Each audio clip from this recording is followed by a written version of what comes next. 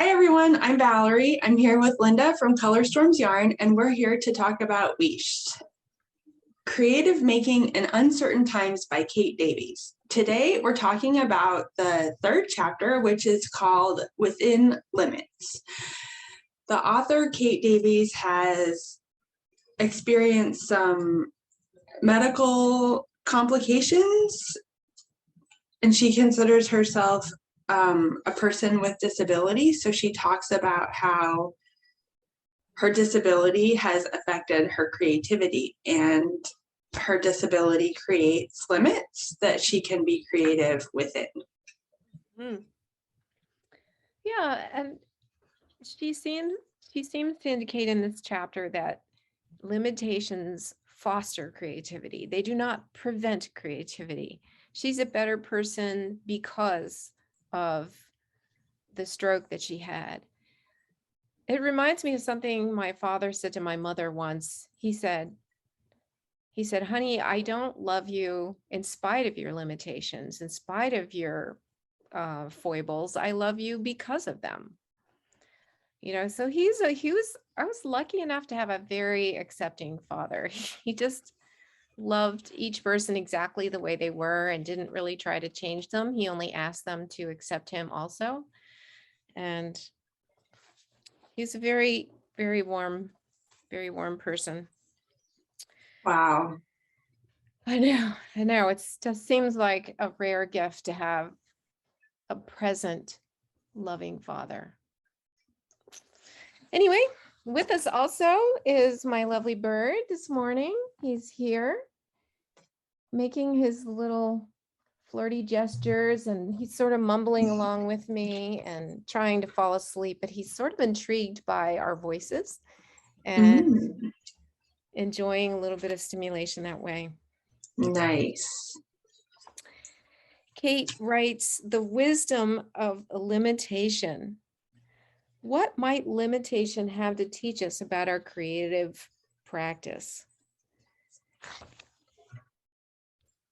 If the limitation is in the body, it can prompt a respectful attention to the tools, objects, and materials that we use every day. If limitation is one of time, we will ensure to make the best use of what we have. I enjoy this principle so much. When I had young children and I had very little time to myself, I learned to try to create some sense of being alone even when I was with people. Does that make sense? Yeah. My limitations of actually me being the only one in the house, or even me being the only person in a room, was so small, I had to get over it.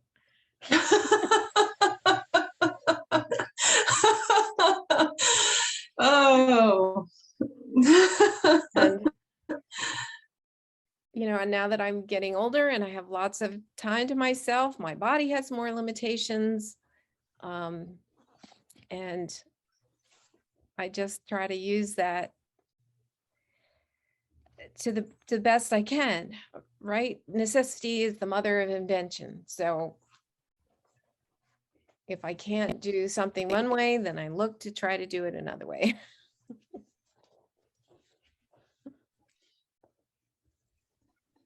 For me, like, I'm thinking about limitations, and like, we move around, we move house often, we relocate. And the last relocation, it took a very long time for us to receive our household goods. So we lived in the new house for about 6 weeks before we received our household goods, which was a limitation because, like, you're living in a full house with all of your creature comforts, but you don't have any furniture, you don't have your kitchen.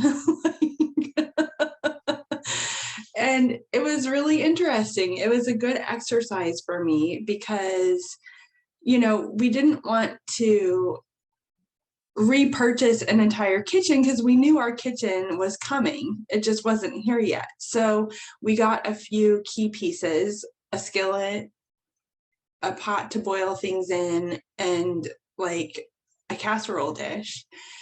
And I have to say that like we had one cutting board and one knife and like no vegetable peeler, but like all of the tools that you use to cook, I just didn't have at my disposal. And I enjoyed cooking for those 6 weeks. It was such a delight. And I really felt like it was an adventure. It pushed my creativity because I didn't have the tools I normally would. So, you know, if you normally would grate the carrots, I didn't have the grater. I had to do something different using only the knife as the tool. And it was fun. So the limitations, you liked having less stuff around you, maybe? It forced me to think about like, how do I use the tools I have to make really yummy, delicious meals? You know, like we didn't have all of the distractions. So I also had to be really diligent with keeping things tidy because I knew that if I didn't wash our 2 plates, we wouldn't be able to eat. Oh, that's great. You know, so it was like this whole it was a paradigm shift for me, and I really appreciate that I had that experience. Wow. Well, good for you for celebrating it and not just getting frustrated. I mean, there were moments for sure, but what was interesting for me is that the cooking became a benchmark in my day, and I had to think about it a little bit more deliberately, but it was also an experience in creativity. So that shifted. For you. Yeah, I was forced to be creative a little bit when I was knitting this cowl. I took a class with Sylvie Harding, and she was teaching based on this pointillist cowl, and I really enjoyed the pattern with the worsted weight yarn that I brought, and it calls for worsted weight or DK yarn. But I had really wanted to try the pattern with some fingering yarn. So I have this cute little Wow. bundle of, they were on sale at the store in Frederick, the yarn store in Frederick. Remind me. There's 2. It was either the Knot House The Knot House. or Yes. So there were Magpie. 7 balls of yarn all together, and they were on sale, and they were kind of dubbed it like as a Halloween selection. Nice. And I know a friend who just loved these colors. So I wanted to make that pointillist cowl with those colors. And I made a good beginning, but the pointillist knitting, once I got into the knits and purls alternating colors, it was not working using her directions. So I took my advice from Kate Davies' book, and I thought, what else can I do? Because I really like the look. Why is it not working with the fingering yarn? What can I do to kind of have a similar effect?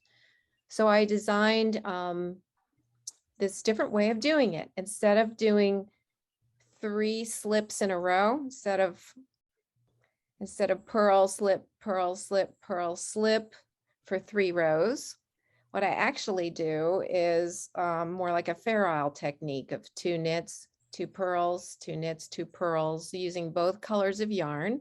Mm-hmm. And I only slip the very last row so that I can get 2 knits and 2 purls and kind of have this cute little bump that pops out in between the Wow. knits.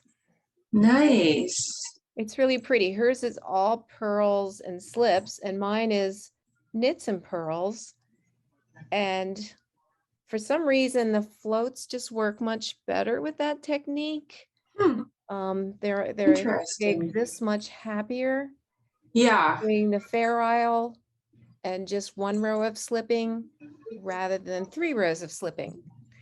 So nice. it was fun to do that little creative exercise. I ripped out and tried maybe 4 different things before I found the thing that worked. And That's the paradox. The last thing you try is always the thing that you like the best. well, then I stopped, right? There was no reason to try Exactly. something else. I was perfectly content. I mean, I had some success, but I kept going Yeah. until I had what I thought was the right amount of success Hmm. to make me stop. And so one of her assignments is to knit a pattern with just 4 stitches. And so I did it. That's awesome. And it was based on a need that came up. And I would say with almost every pattern that I follow, I end up changing it at least a little bit. And I think that's true for a lot of knitters as you grow in your skills and you realize that it's okay to change things, and designers don't mind, and they actually like the feedback to see what you've done. And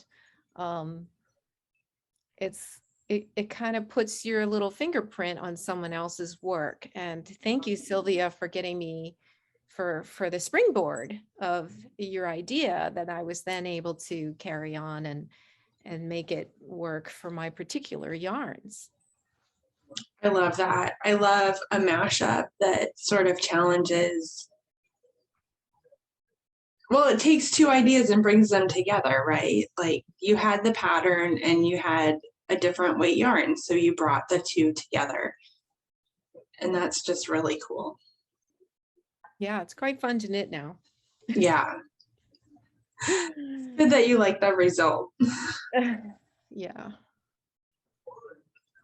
So I think, yeah, Limitations are just a wonderful thing to have. But go ahead. I have something else I'm going to say, but your turn. Unrelated to that topic. yeah, I completely lost my train of thought. So it's all good. Well, the limitations of that success that I also saw was as a dying teacher, I teach classes on how to dye with natural dyes with plants and bugs. And it's often something that someone's never done before or had a little bit of success. So I taught about a half a dozen classes where I taught 6 colors all in one class. Wow. And it was a little much. So I decided to cut back on that and only I have one class that had the jewel colors and one class that had the cool colors. And my students responded better. They were able to jump a little quicker from the technique to the creative aspect of how do you blend 2 colors together. You know, when they were given only 4 colors to blend rather than 6 or 8 colors to blend, they were able to jump over to the creative aspect a little quicker. So limiting the colors was successful there. Yeah, it's something that I noticed even in my everyday life, that I quickly get overwhelmed with decisions. I get decision fatigue, so I get tired of choosing. And sometimes when I see this big amount of things, I get very overwhelmed. And so sometimes it's nice not to have a choice or to only choose between 1 or 2. And I'm thinking back, I read a book called Predictably Irrational that is all about the human decision-making process and how more choice is not always better. How does anybody ever make it through a grocery store? I don't know. You have to just get the same things you like all the time. Sometimes I'll try one new thing, but usually not more than one new thing. because otherwise, how could you cope? We have an amazing grocery store and there are way too many choices on just about everything. Yeah, and I think like maybe if our choices were less, going to the grocery store wouldn't be such a big chore. Yeah. Because it's sort of universally regarded as an unfun errand that everyone has to run. And Was maybe that if true? I'm not the only one who doesn't like grocery shopping. I mean, show me somebody who likes grocery shopping. Oh, I feel so much better. I did not know that. Okay. I mean, I feel like I should be appreciative that I get to go to a store. I get to buy all this stuff for my family, bring it home, put it away. I feel like I should just be very grateful. Of course. And Physically like, difficult and mentally difficult. yeah. I mean, so many places have just little open air markets within walking distance. And then you just shop every day and you interact with people. I think that's a much nicer way to go about doing it. You just only plan a couple meals at a time instead of like 20 meals. Yeah. It's a lot. It's a commentary on the American culture. Yeah, when I visited Mexico, my daughter-in-law lives in a community where once a week they have an open market that we just walk to, and there's little grocery stores that you just walk to. So they go grocery shopping every day or every other day, and there's just much less to deal with at once. Their kitchens are much smaller because they're not trying to do too much at once. Mm-hmm. So And here we're talking about limitations again. yeah, you have a smaller kitchen, maybe you just bite off less, and maybe cooking is more fun that way. I wouldn't know. I don't have that option. Go grocery shopping every day, even in our area. That's why when the snow, when there's a big storm supposedly coming, people rush out, and I've never understood that. So there's a storm coming. So what? I've already got everything I need for 2 weeks. What's the idea of people having to rush to the store and everyone buys milk? Well, that's because I guess a lot of people do still shop every day or two. I don't know. I never done that.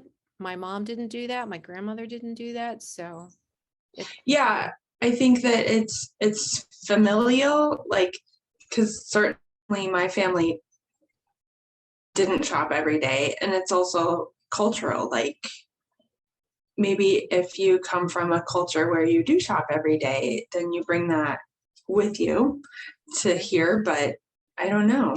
It's a good question. Yep, my middle daughter is in Peru right now, visiting her in-laws, and it's the same thing there. They have local markets. They're in the city, right? So if you're in a city, like if you live in downtown Columbia here in Maryland, rather than, there are a few more places you can walk to. I live in a little bit of a rural setting, so I can't really walk anywhere to buy something. I think it's the townie, like living in town in the city versus like a suburb experience, urban versus suburb.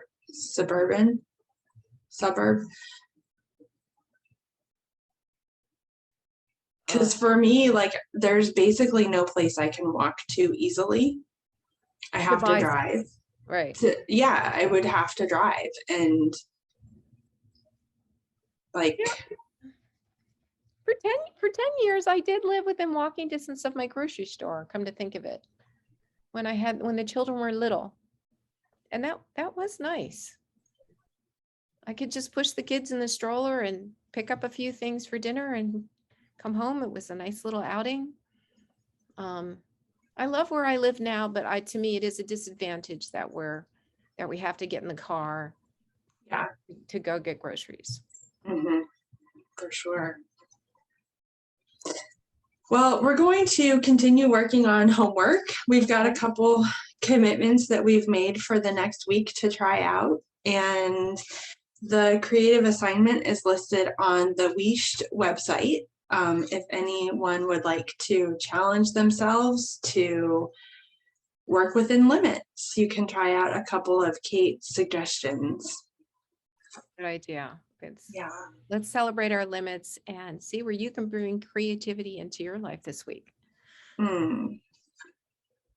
Take care. Bye-bye. Bye-bye.